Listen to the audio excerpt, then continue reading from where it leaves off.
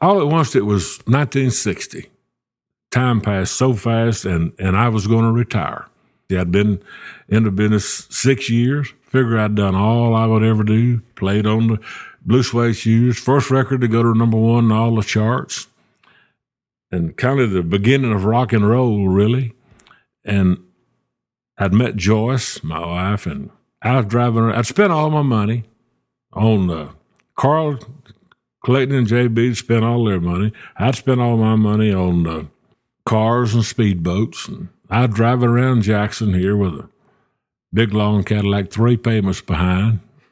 I met Joyce.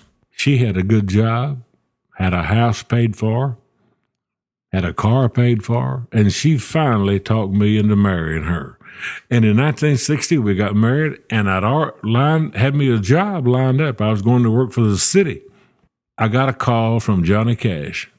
He said, W.S., I got an engagement up in New York and Atlantic City. Go with me for those 2 weeks. And I first told him, I said, John, I can't go. I've already got a job lined up. But I said, let me check. So I called a boy. The boy's name was Jerry Molan. And I told him, I said, man, I'd like to wait a couple of weeks and go with John and the boys. He said, go ahead. So I did. Went first week was at a club up in New York. The next week was in Atlantic City at the Steel Pier, that theater there. And about middle of the week in Atlantic City, John said, man, I really like what's going on here. I said, I'd like for you to play with me occasionally. And I said, John, I'm retired from the music business. Have gotten married, and I'm going to get a real job, so I'll have a payday every Friday. I can't just work occasionally. He said, well, when I say occasionally, said I'm going to try to book like 10, 15 days a month, maybe $80 or $100 days a year. I'd like for you to work with me as long as I'm in the business from now on. I said, that sounds like a regular job. He said, it'd be as regular as I can make it. I called Joyce that night, told her to give Jerry a call and tell him I've decided to stay in the music business. There's a picture of it right there, 48 Cadillac. On that car, we used it for the couple of years there. And we put an upright bass in it. The big part went in the back and laid on the side and the neck between the driver and the passenger. Upright bass, put my set of drums, and I've still got the drums, amplifier, the 2 guitars, and our clothes in that car. How did we do it? It's amazing to me. In 56, we got a new car, and we had a box on top. Then we got a trailer. But it was in 1965, after I joined John, and we just still had a one car. Had a 60-model Cadillac, then a 62. It was 65. We toured in the last car. We got a motor home then. And from then on, we had motor homes and buses and whatever. Well, in those early days, were you staying in hotel rooms? Yeah. I can't imagine you had maps. There was no cell phones or anything, so you had to figure out where you were going to and how to get to each town. Well, that's another thing I think about so much. In fact, there's one of the girls with Cambria, works for Cambria, when they pick me up at the airport, wherever we're going, and she'll have that computer, I call it, in her hand, and she's got to look at that, or we can't get anywhere, And I was just 2 weeks ago, I was asking the girl, I said, what would you do? How would you make it today if all you had was a Rand McNally road map? And she said, what do you mean? And then I explained to her, I said, when we started traveling, that's all we had. And we had to figure out the road and where to go. And we got to a town looking for something. We had to stop and ask somebody where it was. It was just that simple. We didn't know it any better. We left here one time. This was Carl, his 2 brothers, and me. And we did have our trailer, but we left here in a 56 Cadillac in 1956, drove nonstop to L.A. That's before interstates now, that Highway 66. Now, we got into L.A. about the middle of the afternoon. Went to back then there were buildings we played in. Now they're venues, So we went to the building. We played the show that night like a dance thing. We got in the car after the show and headed for Atlanta, Georgia. Drove to Atlanta. The only time we stopped for was to eat and get gas. Played a show at the Fox Theater in Atlanta, Georgia, and got in the car and said, boy, let's go home, and drove back home. Never checked in a hotel. So the Folsom Prison thing, that was in 1968. And we played several prisons. We started playing those prisons before that. I remember up and down the coast one night, we were played 3 or 4 places and had a little private plane, and we would go from place to place. And if there's something about prisons that John liked to do, because it's like he was for anybody that was kind of down on their luck. And another thing, for some reason, every prison we ever played, those inmates were so great. It was amazing. Just like Folsom and San Quentin and all of them, I think the audience reaction is one of the things that made those records such a big hit. But we was going to do Folsom, and he talked about recording it. And I remember saying, John, no use. The money it costs to record the show at Folsom won't pay for the tape. So that's how smart I was. It was the beginning of the skyrocketing Johnny Cash to big time stardom. And now the next year, show you kind of what a unusual type guy he was, we did San Quentin. And another thing happened that he made it happen, and nobody else didn't realize it was going to happen. Boy Named Sue. So it was another big, big record, and a big thing. It, like I say, skyrocketed John to superstardom. But it show you how unusual he was. I never heard it. Didn't even know it exists. We're in the middle of the show. If you listen to it, you can hear a paper clip. He just come out of his pocket with this piece of paper and opened it up, and it was of course, later we found out what it was. It was a poem that Shel Silverstein had mailed him. He just started saying the poem. Now, Carl Perkins was with us then. Carl come to work with us in the early 60s after I come with John, and he could hear John just, at the microphone. We couldn't hear, but we didn't have the monitors and all that stuff like we do now and did later, and the audience was loud. And Carl just kicked off a little riff on the guitar. Now, when he did that, we could hear his amp, so we just started playing something. When John got through reading the poem, we stopped. and the first time I actually heard it, we was back in the studio later listening to it, trying to get some kind of mix good enough for a release.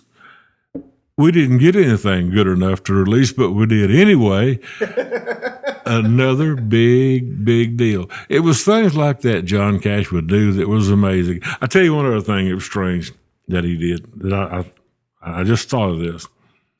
Ring of Fire. I think probably what made the Ring of Fire record as big as it was the trumpets. Now, one night, John called Jack Clement, who's record producer. He said, Jack, I had a dream last night. I dreamed that I recorded that Ring of Fire song that Anita sings. See, Nita Carter, Gene's sister, had recorded it, Ring of Fire, I don't know how long, a year maybe or something, before John did. And he said, I dreamed that I recorded that, and we used trumpets, Mexican sound trumpets on it. And Jack said to him, John, what was you on last night? But here again, we called 2 trumpet players, played trumpets on Ring of Fire. It was probably the beginning of horns on country record, and it was so different. Another big smash hit. That's the type of guy John was, and he was amazing to work with, and I am so lucky and fortunate. For some reason, people ask me now why. I don't know. But I was the only person in his whole organization, all the band members, even the people everybody in his organization, I was the only person that went the whole distance with him. And people ask me, how did that happen? And I say, well, I don't know, unless I did hear John say one time, somebody asked him why it took him so long. The first 6 years, he didn't have a drummer. Why it took you so long to get a drummer? And he said, well, I tried to hire some drummers to get them to work with me, but I couldn't find anybody to work cheap as WS did. So he was also kind of comical too. You know. Luther Perkins. It's an amazing story about Luther.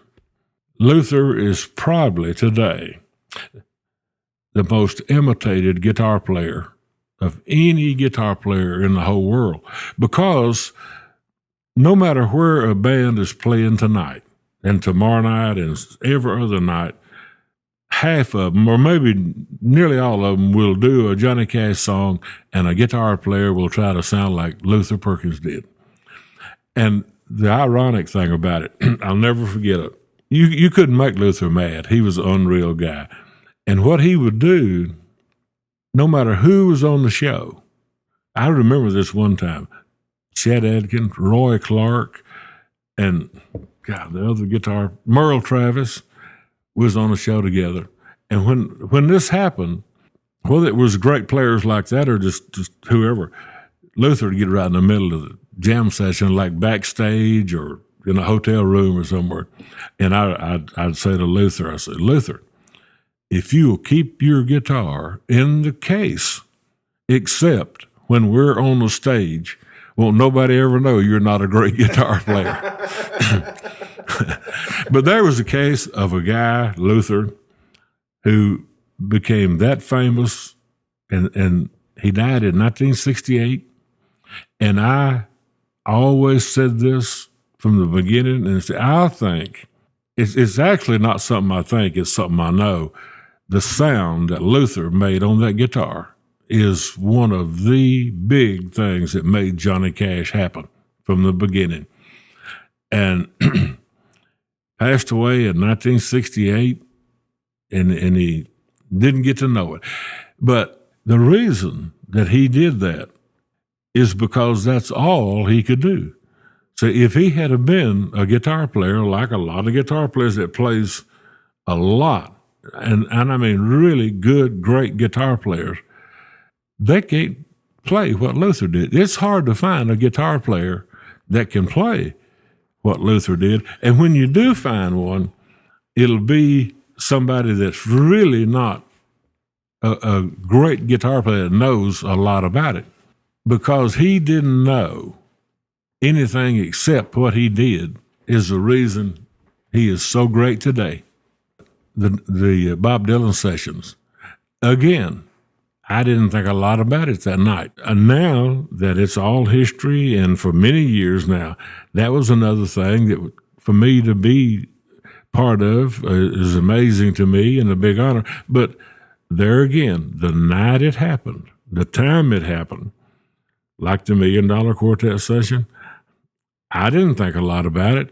I knew him, knew all about him, but I didn't know he was ever going to be as big a star as he was either. One thing you asked was in the hut. It was at the Columbia studio, and Columbia had the studio downstairs, not in the big room upstairs. I don't know if it's still that way or not now, but anyway, it was downstairs in the little place we called it. It's the same place. I think we cut Ring of Fire down there too. We recorded in both places. I remember Orange Blossom Special was upstairs, but I knew enough about it to meet some of the guys that was in the Bob Dylan band later. But that night, it was just another recording session. The only thing that I do remember different about it than the $1 Million Quartet session, union scale was a little more. Was Dylan warm, or was he distant, or was he seem like a nice guy to be around? Oh, yeah. Well, there again, I'm so lucky. I don't know if it was because it was the people I worked with or what. It seemed like the people that was and became later the big stars is the people that was the nicest. You know, you see another band member that might be a bass player or a drummer or whatever. They might be a little, I don't know, like saying, "Oh man, we're better than you," or blah blah. You know, something like that. But the big stars, they were always super nice to me. Like people like Chris Christopherson, Willie, Merle, well, all the guys that I was around.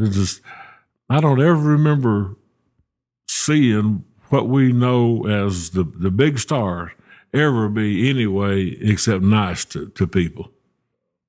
That's the reason I wished I could be a big star so I could be nice to everybody. I look back at the Johnny Cash years and I think about it a lot. Think about all the great times we had, the many things we did, the fun we had. And in 97, our last day we played in 1997, and he was getting so he didn't feel like working. But that day, nobody was thinking about not being able to work anymore. We was booked. I'm trying to think of the name of the town, but it was up in Michigan, like on Saturday night. And we was going into New York the next week. Monday, he was going in to do one of the TV shows. I don't know if it's Good Morning America or whatever, one of the early shows, promoting a book he just wrote. And we, the band and me, was going to do the Letterman show on a Wednesday.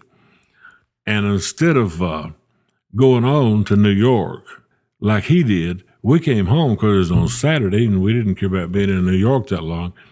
And I'd already had the arrangements made to go to New York on a Wednesday and do that show and then come back on Thursday. And we got a call that he had to cancel the show, the going into New York, because we had to cancel that. And then we canceled everything. And all at once right there, me or any of the rest of the gang didn't realize he was in that bad a shape. When he went to the doctor, so they, at one time they said, "Oh, it's this and oh, it's that." Nobody ever knew.